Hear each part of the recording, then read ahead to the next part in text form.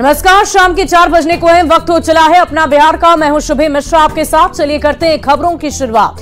लोकसभा चुनाव के बाद जेडीयू की ओर से पहली बड़ी बैठक हुई और इस बैठक में 243 विधानसभा प्रभारी, सभी जिला अध्यक्ष और सभी प्रमंडलीय अध्यक्ष के साथ सभी प्रकोष्ठ के अध्यक्ष शामिल हुए। मीटिंग से पहले रविवार शाम को मुख्यमंत्री नीतीश कुमार ने प्रदेश कार्यालय में नेताओं से मुलाकात की थी। आगामी चुनाव के लिए पार्टी की रणनीति के साथ संगठन को मजबूत करने पर बैठक में चर्चा हुई। बैठक में जेडीयू के कार्यकारी अध्यक्ष संजय झा और मंत्री विजय चौधरी सहित पार्टी की कई दिग्गज और बड़ी नेता शामिल हुए। क्या आप लोग अब चुनावी मोड में एकदम आ चुके हैं? चुनाव की तैयारी तो हम लोग लगातार करते हैं। ये तो हम लोग के लिए सौभाग्य की बात है कि हम लोग माननीय मुख्यमंत्री नीतीश कुमार जी के नेतृत्व में काम करने का हम लोग का अवसर मिला है। जो कुछ सीखने को मिलता है हम लोग काम कर। संगठन व्यवस्थित हो जाए, उसका विस्तार हो और जो नीतीश कुमार के नेतृत्व में विकास का काम हुआ है उससे लोगों को परिचित कराने के लिए ये जो फेर बदल हुआ है, कुछ नए अधिकारी बने हैं, ये सभी लोग रहेंगे तो इससे पार्टी को गति मिलेगी और पार्टी शक्तिशाली होगी। और जेडीयू के राष्ट्रीय कार्यकारी अध्यक्ष संजय झा और प्रदेश अध्यक्ष उमेश कुशवाहा के नेतृत्व में आयोजित बैठक में शामिल होने पहुंचे मंत्री विजेंद्र यादव नाराज हो गए। पोस्टर में तस्वीर नहीं होने पर वो नाराज हो गए। हालांकि उन्होंने बाद में कहा कि वो नाराज नहीं है, बल्कि मजाक में उन्होंने ये बात कही थी। तो पटना से ये बड़ी खबर आपको बता रहे हैं। विजेंद्र यादव की तरफ से आज सुबह ही ये बयान दिया गया कि वो जेडीयू में नहीं है। आपको बता दें कि एक बहुत ही महत्वपूर्ण बैठक रखी गई कर्पूरी सभागार में और इसी को लेकर उनकी तरफ से नाराजगी जाहिर की गई। हालांकि उन्होंने कहा कि मैं नाराज नहीं हूं, मैंने मजाक में यूं ही वो बात कह दी थी। आपको बता दें कि इस बैठक की जानकारी उन्हें नहीं थी, साथ ही साथ पोस्टर में उनकी तस्वीर भी नहीं थी, जिसकी वजह से उनकी नाराजगी खुलकर सामने आई। उन्होंने बातचीत करते हुए ये कहा कि मैं जेडीयू का हिस्सा नहीं हूं। हालांकि इस बात का खंडन उन्होंने खुद ही कर दिया है।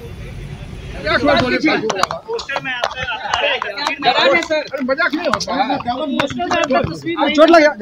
तीन मीडिया वाले मीटिंग में कैसे गए? आप हटिए ना, आप कैसे हटे रहिए? तो सर इस तरह की नाराजगी क्यों? कोई नाराजगी नहीं, झूठ है। सर आपने कहा है कि अफवाह है, मजाक में कह दिए कुछ। अच्छा, मजाक में सर आप नाराज नहीं थे?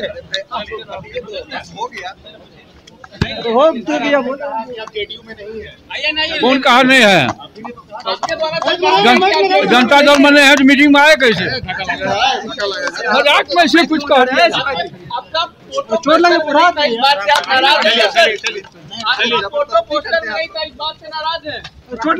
कोई नाराजगी नहीं, झूठ बात। वहीं वन नेशन वन इलेक्शन को लेकर जेडीयू और एनडीए की राय एक समान है। जेडीयू के राष्ट्रीय प्रवक्ता ने कह दिया है कि इससे बार बार चुनाव से मुक्ति मिलने के साथ ही नीतियों की निरंतरता जारी रहेगी। तो वन नेशन वन इलेक्शन का समर्थन किया गया है। आपको बता दें कि इसकी चर्चा पुरजोर तरीके से पहले से ही की जा रही है और इसी को लेकर जेडीयू और एनडीए की राय एक समान नजर आई है। जेडीयू के राष्ट्रीय प्रवक्ता ने भी हामी भरते हुए कहा है कि इससे बार बार चुनाव कराने से मुक्ति मिल जाएगी और साथ ही साथ जो नीतियां सरकार की तरफ से बनाई जाती है वो नीतियां निरंतर जारी रहेगी। इलेक्शन के सवाल पर जनता दल यूनाइटेड और एनडीए की राय एक समान है। हम ये मानते हैं कि इससे देश में नीतियों की निरंतरता जारी रहेगी। बार बार होने वाले चुनाव से जो विकास की योजनाओं के गति को अवरुद्ध करने की परेशानियां आती हैं, उससे निजात मिलेगी। वोटर्स बड़ी संख्या में मतदान केंद्रों पर आएंगे। वहीं वन नेशन वन इलेक्शन को लेकर आरजेडी सांसद मनोज झा ने विरोध जता दिया है। मनोज झा ने कहा कि ये देश की प्राथमिकता है क्या, इसका आकलन होना चाहिए। वन नेशन वन इलेक्शन ये शाम है। 62 तक हुआ, उसके बाद क्यों नहीं हुआ? क्या व्यवस्थाएं होंगी। मान लो बिहार में चुनाव हुआ या उत्तर प्रदेश में हुआ, किसी को मेजॉरिटी नहीं आई, राष्ट्रपति शासन लागू हुआ, फिर चुनाव होगा। इस तरह की चीजों को लेकर के क्या समझ विकसित, या तो आप राज्यपाल का शासन कर दोगे जो फिर फ्रॉड है लोगों के साथ। ये मैं समझता हूं सोचना चाहिए।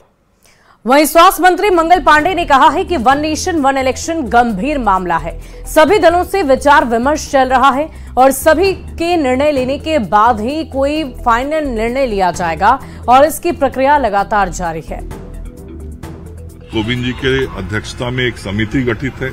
उस समिति ने एक प्रारंभिक रिपोर्ट भी तैयार किया था और सभी राजनीतिक दलों से विचार विमर्श करने के उपरांत जो विचार बनेगा, जो सुझाव सभी के आएंगे, उसके आलोक में कोई भी निर्णय होगा। तो अभी सब कुछ यह प्रक्रियागत है।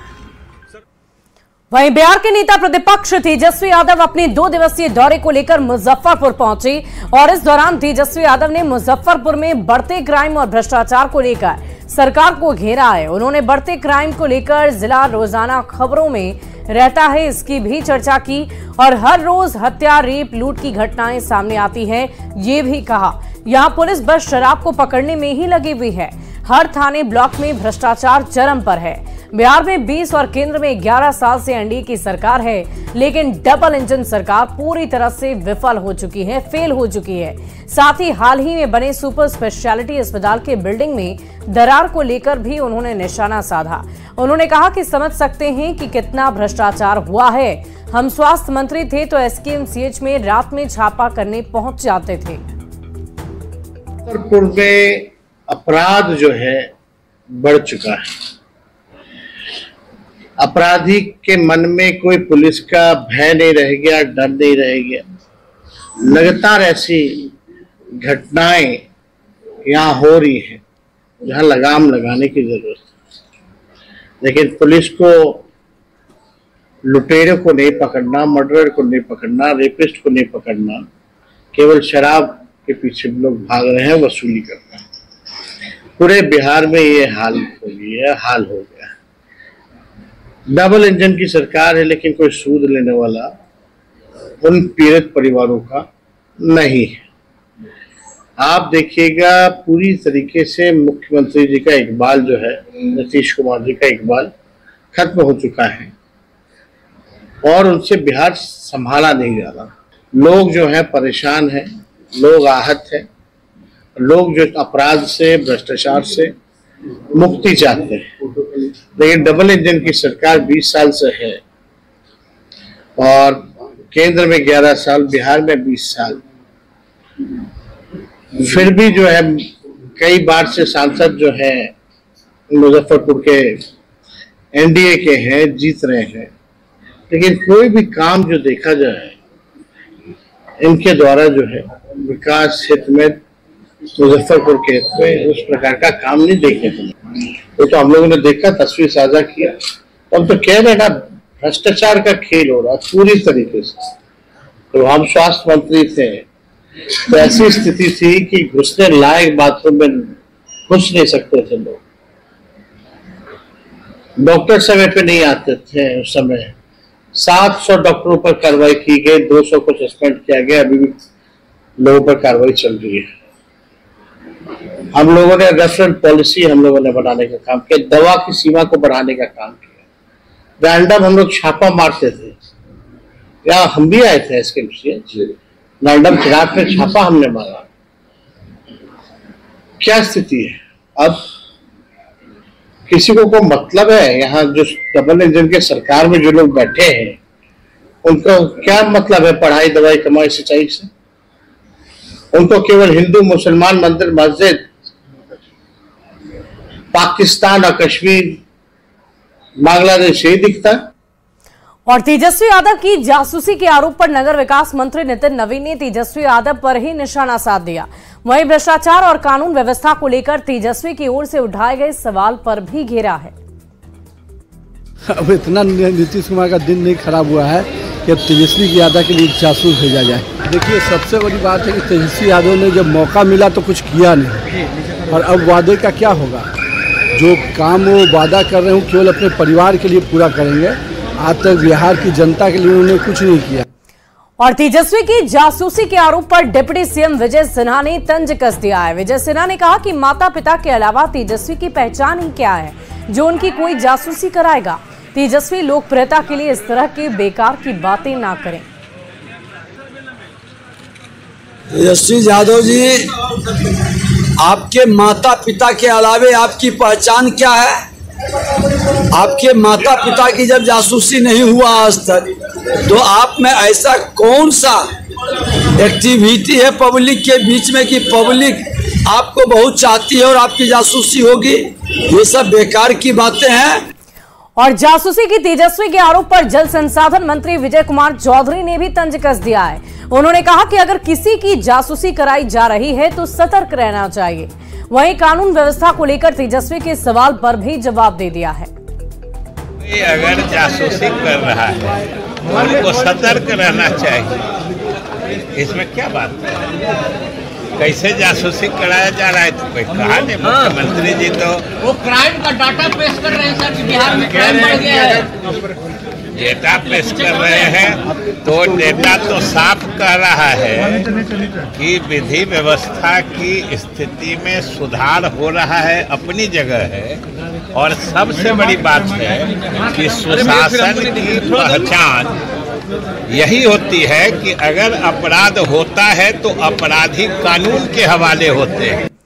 और तेजस्वी यादव की जासूसी वाले बयान पर मंत्री अशोक चौधरी ने कहा है कि जासूसी उनकी कराई जाती है जिनसे डर हो, जिनसे भय हो।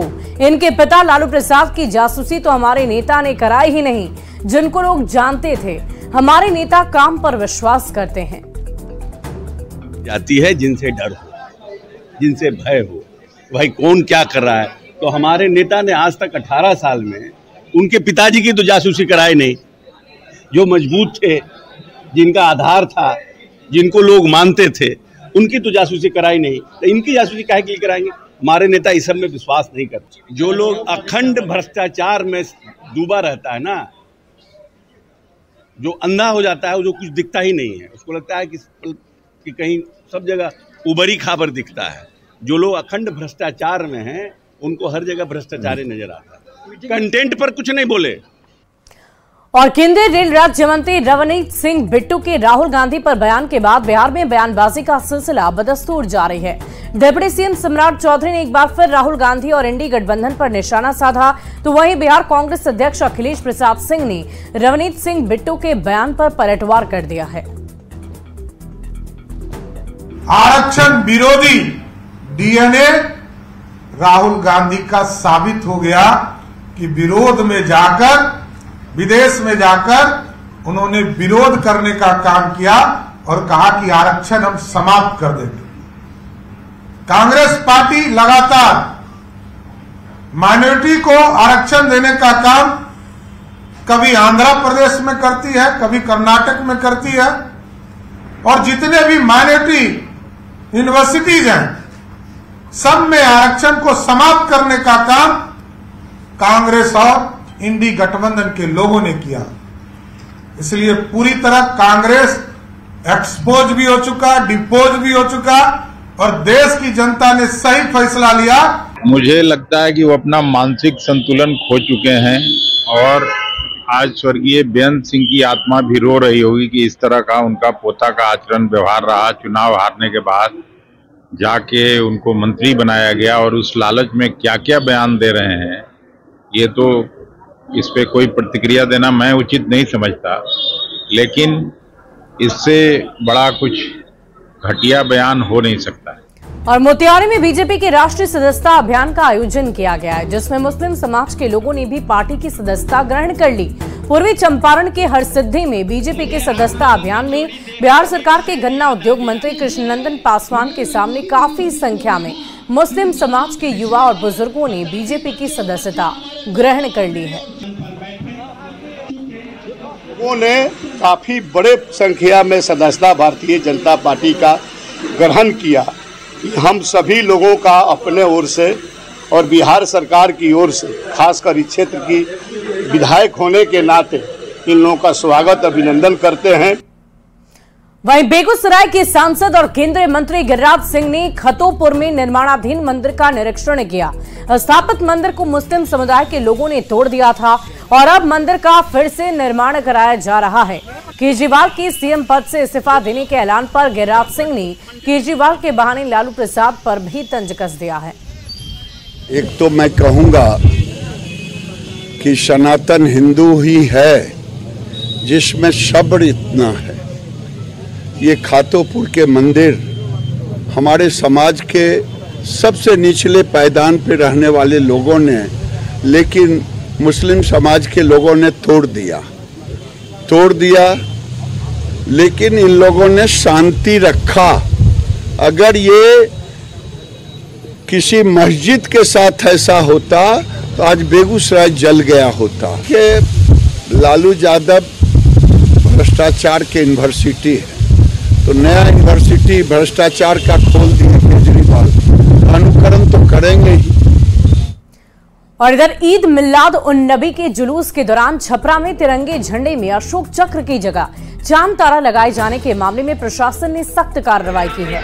कोपा बाजार का वीडियो वायरल होने के बाद पुलिस की कार्रवाई तेज हो गई। कोपा थाने में केस दर्ज होने के बाद पुलिस ने कार्रवाई करते हुए तिरंगे के अपमान के आरोप में 2 लोगों को गिरफ्तार कर लिया, साथ ही विवादित झंडे को भी जब्त कर लिया है।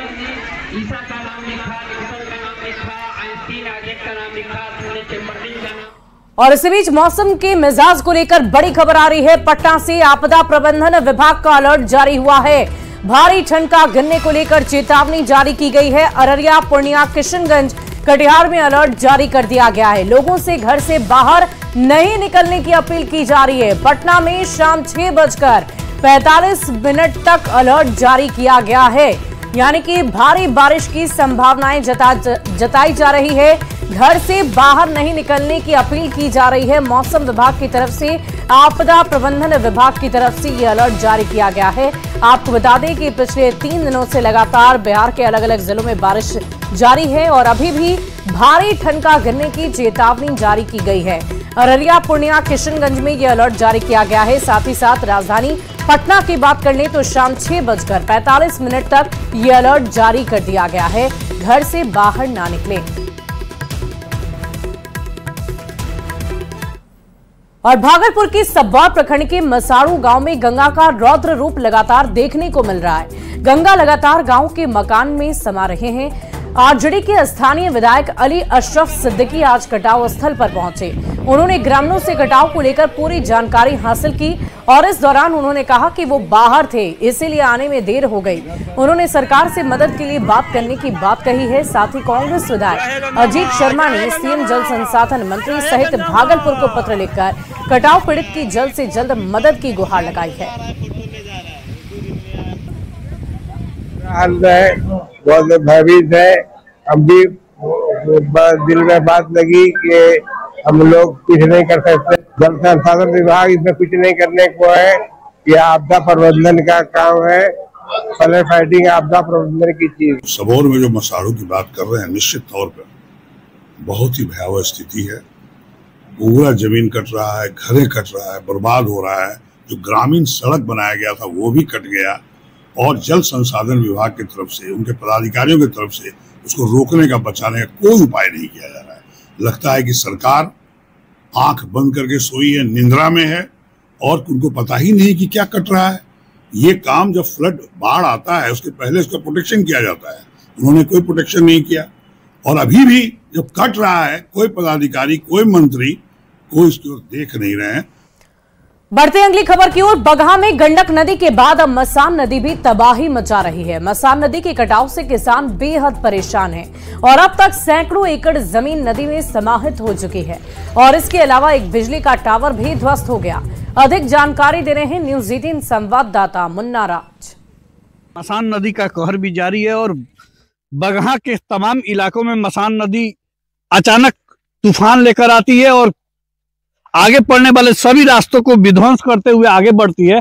तो हम आपको मसान नदी की तस्वीर दिखा रहे हैं कि देख सकते हैं किस तरह से मसान नदी का कहर बगहा के तमाम इलाकों में देखने को मिल रहा है और मसान नदी के कहर के कारण सैकड़ों एकड़ खेतों के साथ कई गांवों पर भी खतरा बना हुआ है और सबसे बड़ी विशाल टावर माना जाता है बिजली विभाग के तरफ से, जो लगाया जाता है इन एक ग्रिड से दूसरे ग्रिड तक ले जाने के लिए। ये हाई टेंशन तार होता है और काफी गहराई और मजबूती के साथ इस टावर को बनाया जाता है। लेकिन मसान नदी जब अपना रौद्र रूप लेती है तो सामने आने वाले किसी भी मजबूती को नहीं देख पाती है और सीधे उसको रौंदते हुए आगे बढ़ती है। तो हम बहुत ज्यादा परेशान करती है हम लोग को नदी। जैसे देखिए हम लोग का यहाँ पे 2 बीघा खेत था, खेत कट गया है, देख रहे हैं पुल ढह गया, चौतारवा में लाइन नहीं जा रहा है, मंझरिया चौतारवा कोई लाइन नहीं है, चौतारवा बिजली विभाग में लाइन भी नहीं है।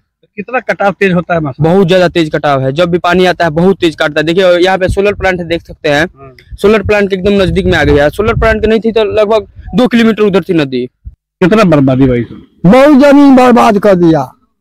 हाँ, कितना आप ये बताओ अच्छा, कितना पहले नदी कहाँ थी? पहले नदी हाँ है बहुत दूर।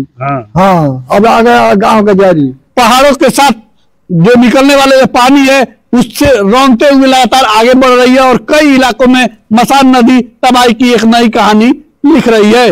मुन्ना राज, न्यूज़ 18, पश्चिम चंपारण। और आइए अब आपको कैमूर से दिल दहला देने वाली तस्वीर दिखाते हैं, जहां कोचस प्रखंड के 11 लड़के करकटगढ़ जलप्रपात पिकनिक मनाने में गए थे और अचानक बाढ़ आने की वजह से करकटगढ़ में ही फंस गए। मामले की जानकारी मिलते ही श्रम मंत्री संतोष कुमार सिंह ने स्थानीय प्रशासन से बातचीत की और रेस्क्यू ऑपरेशन चलाने के निर्देश दिए, जिसके बाद जिला अधिकारी ने आनन फानन में रेस्क्यू ऑपरेशन शुरू कर दिया। 14 घंटे से भी ज्यादा चले इस ऑपरेशन में हेलीकॉप्टर से सभी लोगों को सुरक्षित रेस्क्यू कर बाहर निकाला गया। एनडीआरएफ और एसडीआरएफ ने सभी को सुरक्षित निकाला।